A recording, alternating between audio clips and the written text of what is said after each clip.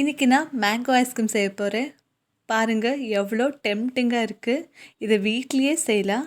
எப்படி செய்கிறதுன்னு பார்க்கலாம் வாங்க. வீட்லேயே ஈஸியாக கிடைக்க போகிற இன்க்ரீடியன்ஸ்லேயே பண்ணலாம். அதுக்கு நான் இங்கே 3 மாங்காவை எடுக்கிறேன்.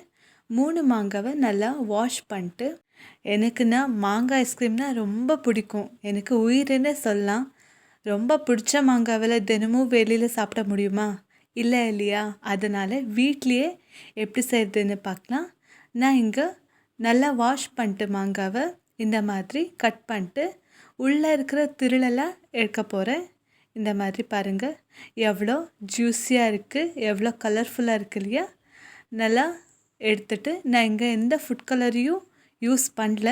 வீட்டிலே ஃபுட் கலர் போடாமலேயே நல்லா ஐஸ்கிரீம் செய்யலாம் வாங்க. அதுக்கு மிக்ஸி ஜாரில் திருளெல்லாம் எடுத்திருந்த மாங்காய் பழம் எல்லாம் போடலாம். பாருங்கள் நான் இங்கே 3 மாங்காவில் கொஞ்சோண்டு எடுத்து வச்சுருக்கிறேன். அது கடைசிக்கு உங்களுக்கு தெரியும் என்னத்துக்குன்னு. நான் இங்கே 1/2 கப் அளவுக்கு பால் பவுடர் போடுறேன். அதோட 1/3 கப் அளவுக்கு சர்க்கரை போட்டு 1/2 கப் அளவுக்கு 1/2 கப்பில் 1/4 கப் அளவுக்கு மில்கை போடுறேன். இப்போது இது எல்லாத்தையும் நல்லா கிரைண்ட் பண்ணலாம். நல்லா திக்காக க்ரீமியாக டெக்ஸ்சர் வரும். பாருங்கள் எவ்வளோ நல்லா வந்திருக்குன்னு. இப்போது சில்லாக இருக்கிற ஒரு பவுலில் இதை நான் 1 மணி நேரம் வரைக்கும் ஃப்ரிட்ஜில் வச்சுருந்தேன். அதுக்கு 1 கப் அளவுக்கு விப்பிங் க்ரீமை போட்டு நல்லா விஸ்க் செய்யணும். நான் இங்கே எலக்ட்ரிக் பீட்டர் யூஸ் பண்ணுறேன். எலக்ட்ரிக் பீட்டர் இல்லைன்னா ஹேண்ட் பீட்டர் பீட் பண்ணலாம். நல்லா பீட் பண்ணணும். இந்த விப்பிங் க்ரீமோட கன்சிஸ்டன்சி டபுள் ஆகணும். அந்த அவ்வளோ வரைக்கும் பீட் செய்யணும். எனக்கு இங்கே 10லேருந்து 15 நிமிஷம் எடுத்தது. ஹேண்ட் பீட்டர்லேயும் பீட் செய்யலாம், அதையும் ஈஸியாக வரும். இந்த மாதிரி பீட் பண்ணிட்டு பாருங்கள் பர்ஃபெக்ட் கன்சிஸ்டன்சி, ஸ்டிஃபி கன்சிஸ்டன்சியாக இருக்கணும். பாருங்கள் இவ்வளோ இது கரெக்டாக இருக்குது.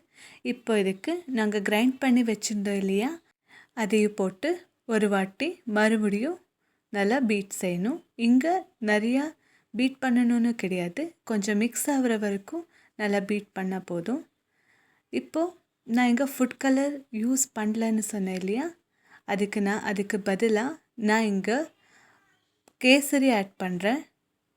கேசரி போட்டு பீட் செய்கிறேன். அதையும் நல்லா கலர் வரும். அதுக்கு கொஞ்சம் பாலில் கேசரி போட்டு ஒரு 10 நிமிஷம் ஊற வச்சா போதும். பாருங்கள் இந்த கலர் வந்துடும். நல்லா போட்டு நல்லா மிக்ஸ் செய்யணும். பாருங்கள் மறுபடியும் நான் இங்கே பீட் செய்ய போகிறேன். ஏன்னா இது கூட மிக்ஸ் ஆகணும் இல்லையா, அதனால் பாருங்கள் இந்த மாதிரி பீட் பண்ணிட்டு எல்லாம் நல்லா மிக்ஸ் ஆகிருக்கு. நல்லா டெக்ஸ்சர் வந்திருக்கு, நல்லா கலரும் வந்திருக்கு. இப்போ நான் இங்கே இந்த பவுல்லேருந்து ஒரு ஏர்டைட் கண்டெய்னருக்கு இந்த க்ரீமை ட்ரான்ஸ்ஃபர் பண்ணுறேன். பாருங்கள் ட்ரான்ஸ்ஃபர் பண்ணிட்டேன். நான் இங்கே 3 மாங்காய் எடுத்திருந்தேன் இல்லையா, அதில் நான் கொஞ்சம் எடுத்து வச்சுருக்கேன்னு சொல்லியிருந்தேன். அதை சாப் பண்ணிட்டு மேலே கார்னிஷ் செய்கிறேன். பாருங்கள் இந்த மாதிரி நல்லா சின்னதாக சாப் பண்ணிட்டு மேலே டாப்பிங்க்கு இந்த மாதிரி கார்னிஷ் செஞ்சுட்டு நல்லா மூடிட்டு ஏர்டைட் கண்டெய்னராக இருக்கணும். அது மட்டும் நினைவில் இருக்கணும்.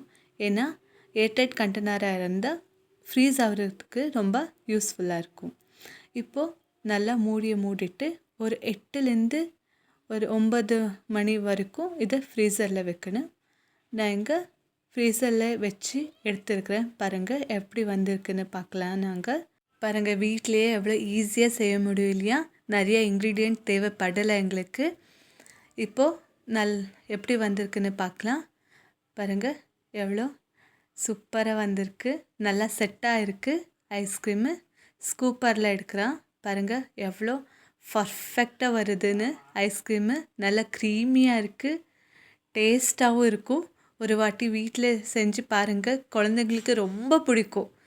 எவ்வளோ பிடிக்குன்னா அவங்க விரும்பி சாப்பிடுவாங்க. எப்போவும் இதே பண்ணுமான்னு சொல்லுவாங்க. ஒரு வாட்டி ட்ரை பண்ணி பாருங்கள், ரொம்ப டேஸ்ட்டாக இருக்குது. வீட்டில் எல்லாருக்கும் பிடிக்கும்.